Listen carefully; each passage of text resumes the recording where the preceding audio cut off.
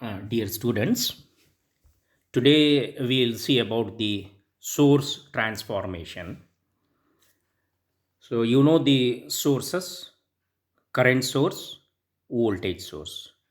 So, based upon these two types of sources, so we'll study first right now that we'll take into consider a practical voltage source having internal resistance of capital R suffix small ese.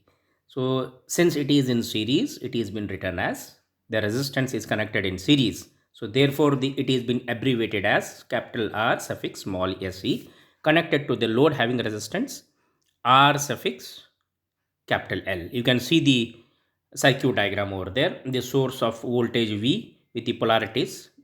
It represents for the flow of current, the direction of the current through the resistance capital R suffix SE and through the load resistance R suffix L.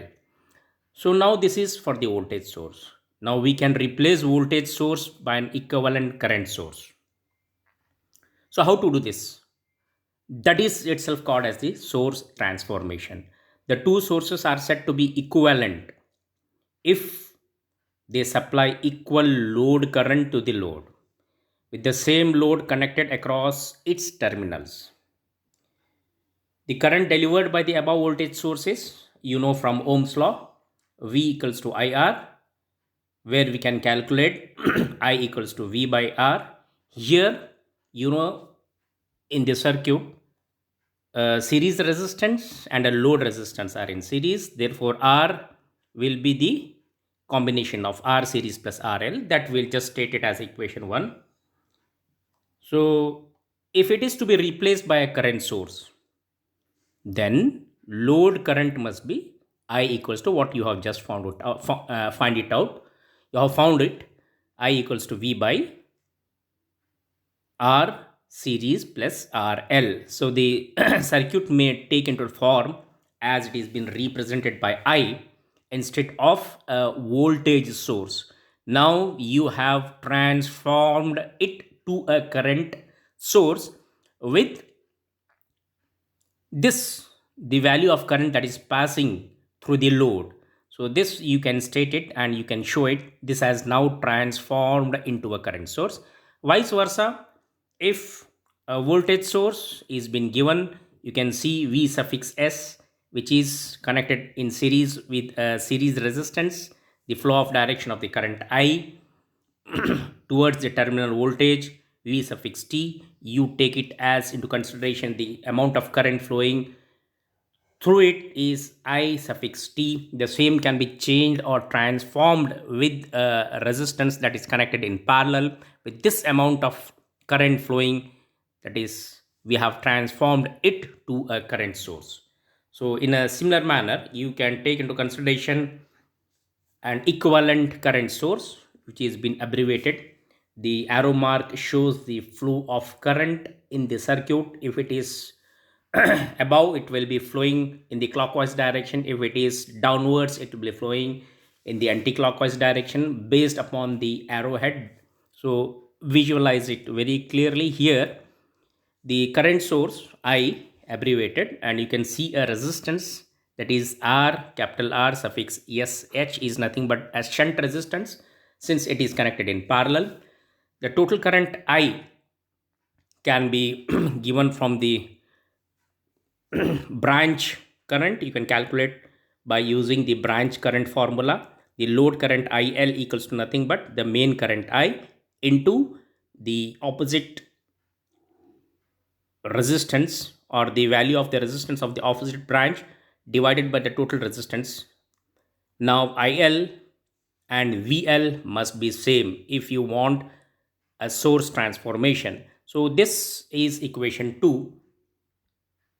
From this you can equate 1 and 2 and see that in the denominators of equation 1 and equation 2, R series and R shunt can be related internal resistances. So this will give you this equation of I equals to V by R SE.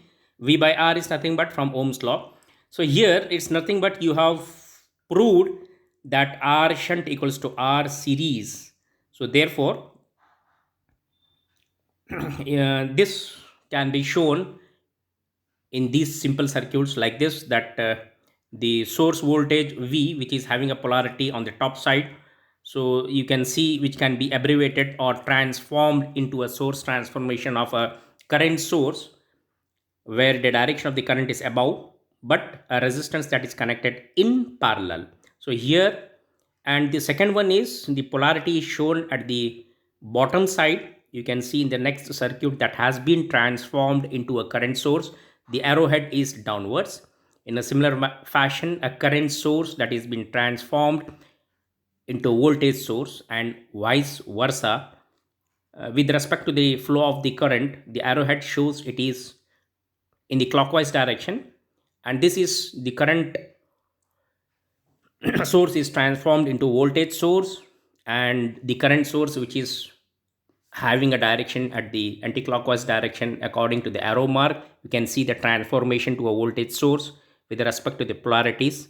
Here in the current source, the resistance or the resistor is connected in parallel, that has been transformed into a voltage source. The resistance is connected in series.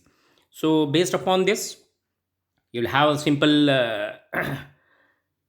examples like transform a voltage source of 20 volts with an internal resistance of 5 ohm to a current source. You know this is a problem. This is 20 volts that is connected in series with 5 ohms. When that has to be transformed into a current source, you know that the resistance should be in parallel, and the equivalent current is 4 amps. If you just multiply that one, so that it will give the total voltage and the resistance that is been connected in series.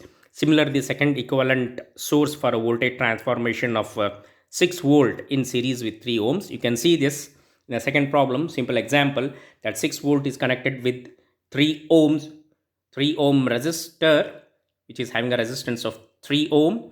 So that is with an voltage source. If that has to be transformed into a current source, you know that 6 by 3 gives you 2 amps. So this 2 amps is in parallel with 3 ohms. That will total give you the source transformation, vice versa. Thank you.